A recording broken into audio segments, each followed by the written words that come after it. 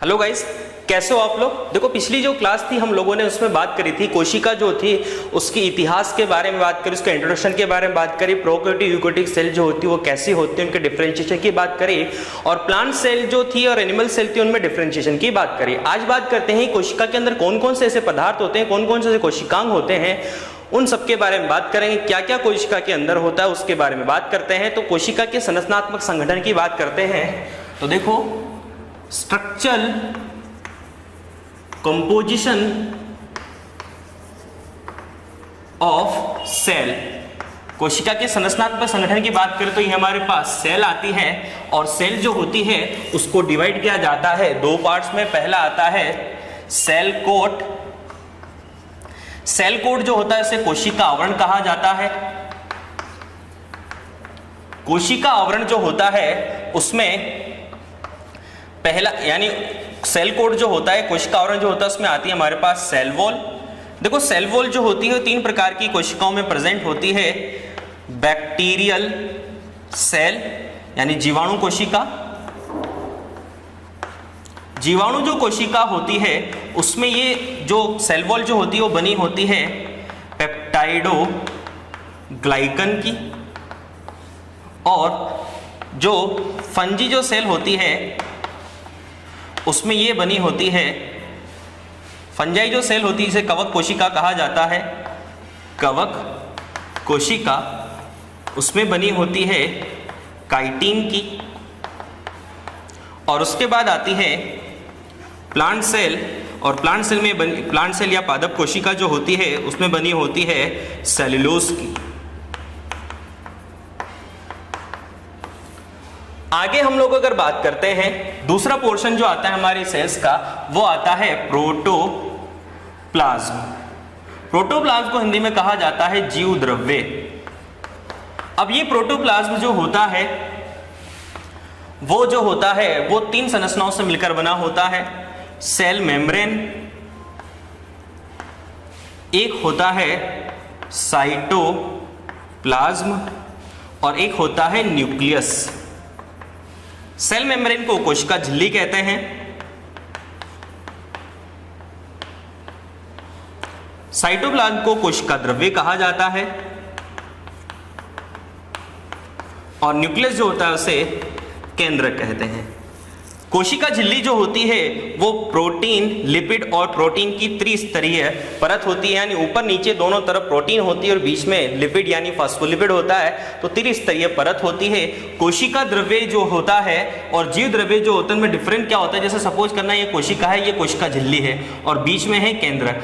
अगर केंद्रक रहित यानी केंद्रक को छोड़कर कोशिका के अंदर भरा हुआ जो द्रव्य होता है उसको कोशिका द्रव्य कहा जाता है। केंद्रक सहित कोशिका द्रव्य जो होता है यानी केंद्रक प्लस कोशिका द्रव्य जो होता है उसे जीव द्रव्य कहा जाता है। तो मेन डिफरेंट है, बहुत ज्यादा इंपॉर्टेंट, इस चीज को हमेशा ध्यान रखना आप लोग कि कोशिका द्रव्य और जीव द्रव्य दोनों अलग अलग होते हैं। केंद्रक रहित यानी केंद्रक को छोड़कर कोशिका के अंदर जितना भी जीव द्रव्य भरा होता है वो कोशिका द्रव्य कहलाता है। केंद्रक सहित क्या कहलाता है, कोशिका द्रव्य जीव द्रव्य, यानी केंद्रक के साथ साथ कोशिका द्रव्य जो होता है वो टोटल क्या कहलाता है, जीव द्रव्य कहलाता है। उसके बाद बात करते हैं जो केंद्रक होते हैं, उस केंद्रक के चार भाग होते हैं। सबसे पहला जो भाग आता है, जैसे ये केंद्रक होता है तो केंद्रक के सबसे बाहर वाला केंद्रक झिल्ली, जिसे न्यूक्लियर मेम्ब्रेन कहते हैं, लर मेम्ब्रेन। दूसरा आता है केंद्रक द्रव्य, जिसे न्यूक्लियोप्लाज्म कहते हैं। तीसरा आता हमारे पास क्रोमेटिन नेट, जिसे हिंदी में क्रोमेटिन जाल कहते हैं। और लास्ट हमारे पास आता है न्यूक्लियोलस, जिसे केंद्रिका कहते हैं। ठीक है, साइटोप्लाज्म या कोशिका द्रव्य जो होता है वो दो संरचनाओं से मिलकर बना होता है। पहली जो संरचना आती है वो आती है हाइलोप्लाज्म, और दूसरी संरचना आती है ट्रोफोप्लाज्म। हाइलोप्लाज्म जो होता है वो होता है liquid matrix without cell organelles,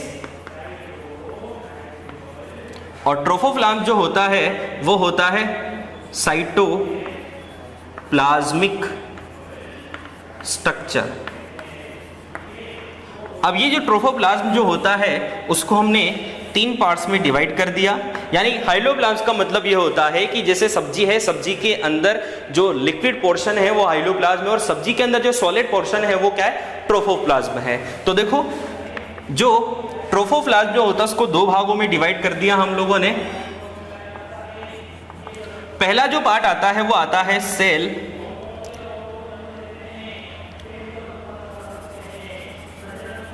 organelles और दूसरा जो पोर्शन आता है वो आता है सेल इंक्लूसियंस।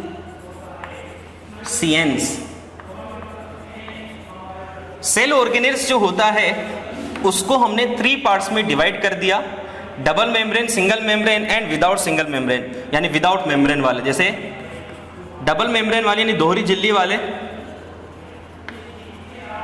सिंगल मेम्ब्रेन वाले और विदाउट मेम्ब्रेन वाले। डबल मेम्ब्रेन जो होता है उसमें 2 सेल ऑर्गन आते हैं। पहला आता है माइटोकॉन्ड्रिया और दूसरा आता है क्लोरोप्लास्ट। सिंगल मेम्ब्रेन जो होता है उसमें 4 सेल ऑर्गन आते हैं हमारे पास। पहला जो आता है वो आता है गोल्जी बॉडी, दूसरा हमारे पास आता है ER और तीसरा जो हमारे पास आता है वो आता है लाइसोसोम और चौथा आता है माइक्रो बॉडीज। माइक्रो बॉडीज जो होते हैं वो 3 टाइप की होती है, ग्लाइऑक्सीसोम, परऑक्सीसोम और स्फीरोसोम। ठीक है। विदाउट मेम्ब्रेन जो होती है उसमें 3 सेल ऑर्गन आते हैं।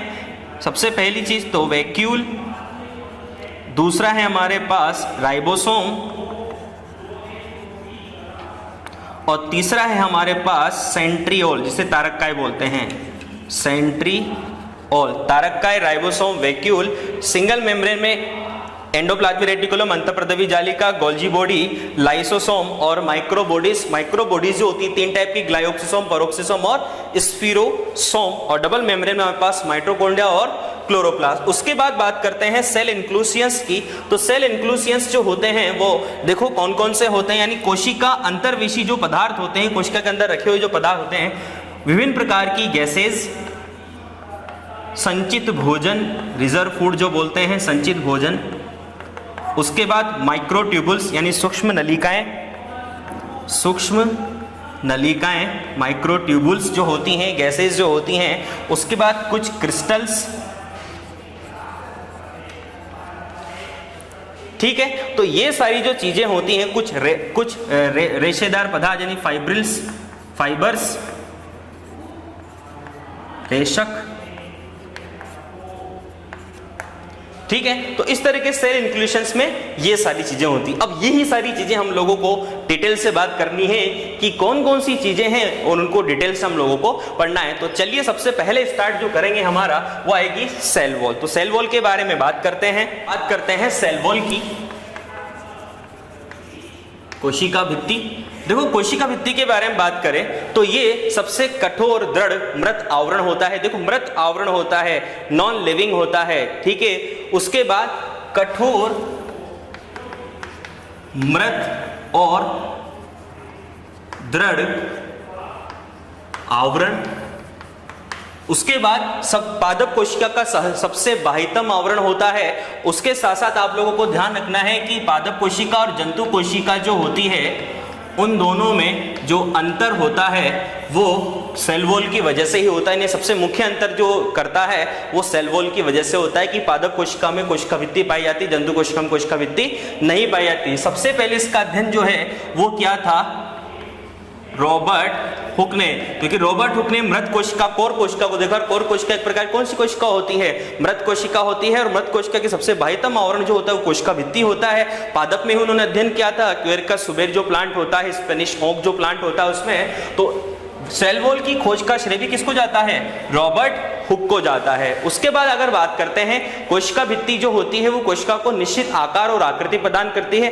पादपों में कोशिका भित्ति जो होती है वो सेलुलोज की बनी होती है। उसके साथ साथ कोशिका भित्ति की जो संरचना है, अगर हम लोग उसकी बात करें, उससे पहले एक चीज और आप लोग ध्यान रखें, कोशिका भित्ति का निर्माण जो होता है वो जीव द्रव्य से स्रावित पदार्थों के कारण होता है, जो इसको प्रतिकूल वातावरण से सुरक्षा प्रदान करने का कार्य करता है। अगर कोशिका की संरचना के हम लोग यानी कोशिका भित्ति जो है उसकी संरचना की अगर हम बात करते हैं तो स्ट्रक्चर ऑफ सेल वॉल, तो देखो सबसे पहली चीज तो ये कि कोशिका भित्ति जो होती है वो दो कोशिकाओं को जोड़ने का काम करती है।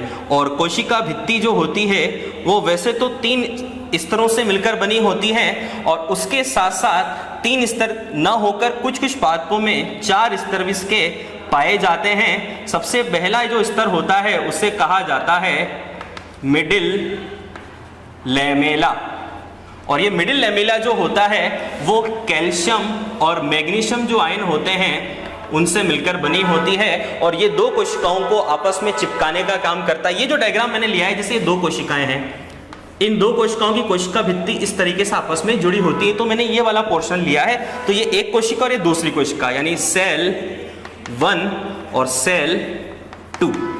ये मिडिल लैमेला दोनों में होता है। मिडिल लैमेला जो होता है उसके बाद जो हमारे पास आता है वो आती है प्राइमरी वॉल।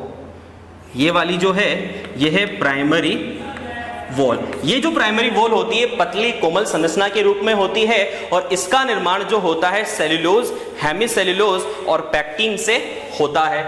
प्राइमरी वॉल के बाद आती है सेकेंडरी वॉल।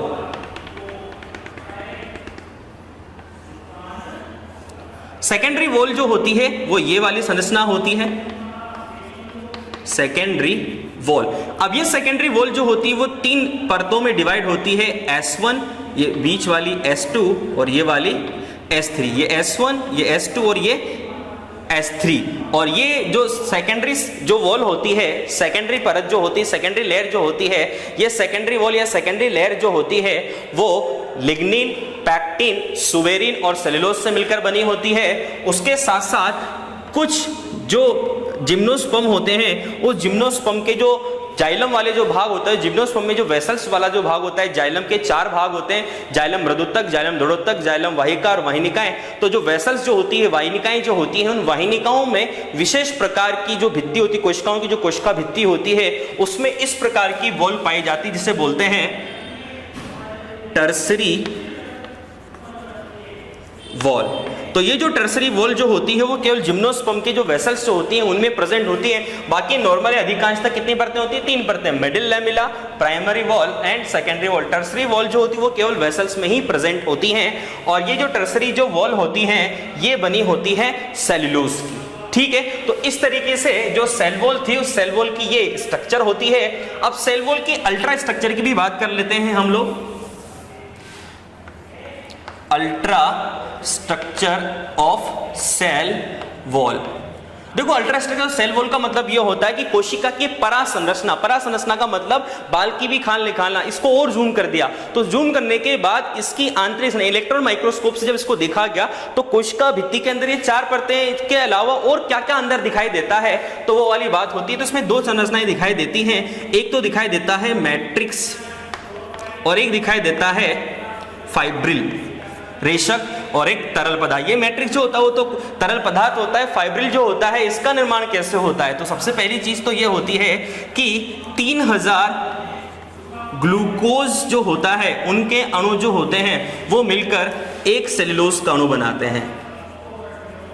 अब 100 सेल्यूलोज के जो अणु होते हैं वो 100 सेल्यूलोज के अणु जो होते हैं वो बनाते हैं एक माइक्रो फाइब्रिल। लगभग 20 माइक्रो फाइब्रिल जो होते हैं वो बनाते हैं एक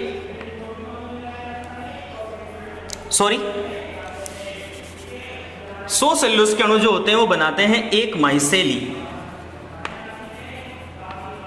और 20 माइसेली जो होते हैं वो बनाते हैं एक माइक्रोफाइब्रिल। 20 माइक्रोफाइब्रिल जो होते हैं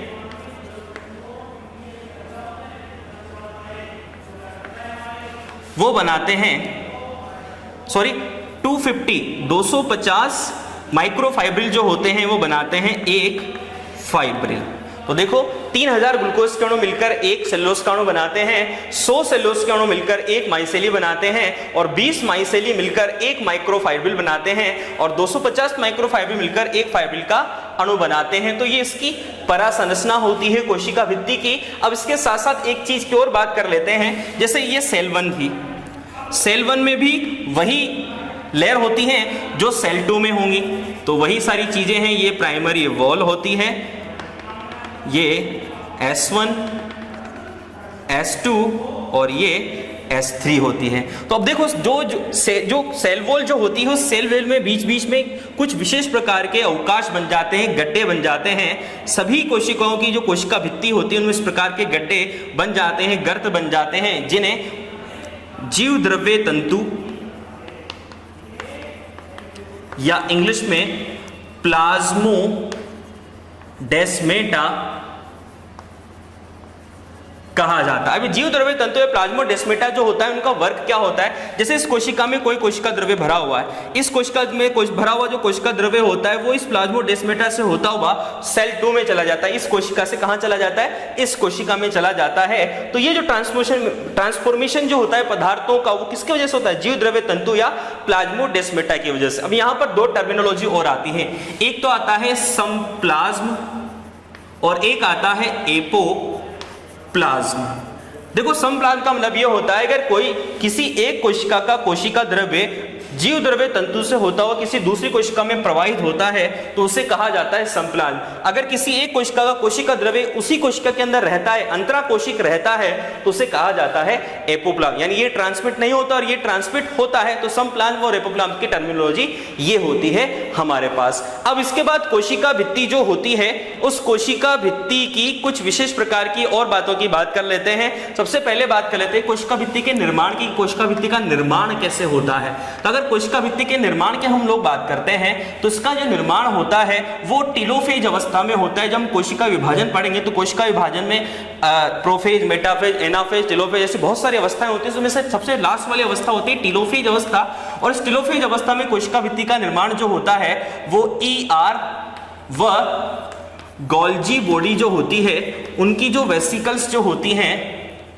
उन वेसिकल्स से इसका निर्माण होता है। यानी एक विशेष प्रकार की पट्टिका नुमा संरचना बनती है जिसे फ्रेगमोब्लास्ट कहते हैं, और ये फ्रेगमोब्लास्ट आगे बढ़कर किसका निर्माण करते हैं, सेल वॉल का। ये तो हो गई ये सारी बातें। अब कुछ और बातें हैं।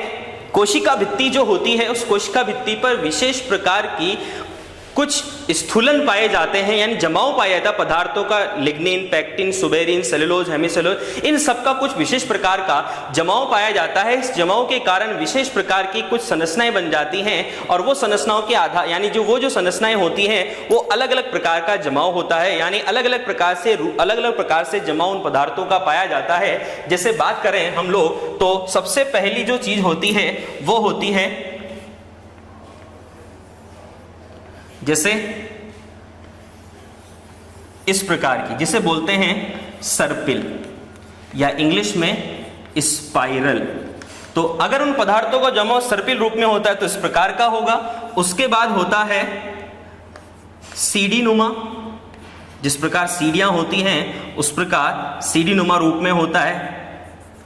तो ये अगर जमाव सीढ़ी नुमा रूप में हो, इसे इंग्लिश में बोलते हैं स्क्लेरिफॉर्म। उसके बाद होता है वलयाकार, इस तरह से रिंग शेप में हो तो उसे बोलते हैं एन्युलर,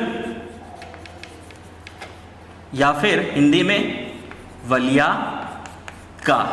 उसके बाद अगर बात करते हैं तो एक इस टाइप का होता है जिसे बोला जाता है जालिकावत या रेटिकुलेटेड। जालिकावत अगर जमाव किस रूप में हो, जालिकावत रूप में, जिसे बोलते हैं इंग्लिश में रेटिकुलेटेड। एक प्रकार का जमाव इस प्रकार का होता है जिसे बोला जाता है सपाट, जिसमें पूरा का पूरा फिल होता है। ये सपाट जो होता है वो, और लास्ट में होता है एक और गर्तमय, जिसमें ऐसे छोटे छोटे बिंदुनुमा संरचनाएं, पॉइंट जैसे संरचनाएं बनती है, जिसे पॉइंटेड या गर्तमय कहा जाता है। तो इस तरीके का कुछ लिग्निन, पेक्टिन, सुबेरिन का जमाव कोशिका भित्ति जो होती है उसकी संरचना में पाया जाता है पदार्थों का। तो ये अलग अलग संरचनाओं के रूप में होता है, सर्पिल, सीढ़ीनुमा, वलयाकार, गर्तमय, सपाट और जालिकावत।